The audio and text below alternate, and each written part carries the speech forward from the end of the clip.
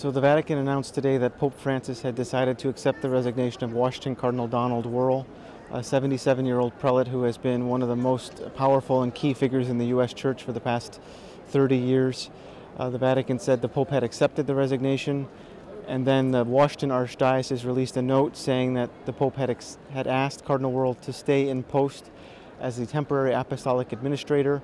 The Pope told Cardinal Wuerl that he saw in him the heart of a shepherd who, instead of trying to defend himself from allegations that he had not sufficiently handled abuse allegations in the 80s and 90s, was instead asking to be allowed to step down so that the church in Washington could go forward and move ahead.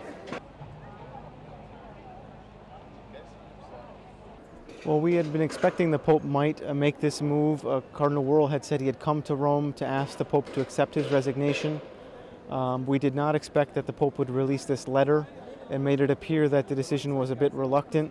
The Pope did not want to accept Wuerl's resignation, but did so at Wuerl's insistence and because it would be the right thing for the Church in Washington.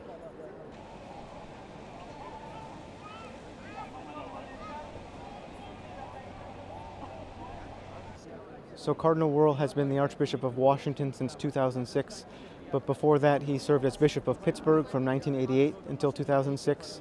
A couple of months ago there was a release of a grand jury report in Pennsylvania that evaluated then Bishop Wuerl's handling of several cases in Pittsburgh.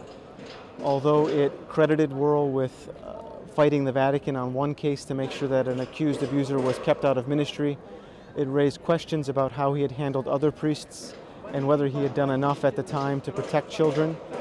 Wuerl has said he was doing the best he could at the time according to the understanding of the situation at the time, but abuse survivors have said he could have done more and had called for his resignation, and now the Pope has accepted that resignation, keeping Wuerl in place as an administrator, but effectively ending his career, and now we wait for the appointment of a new Archbishop of Washington.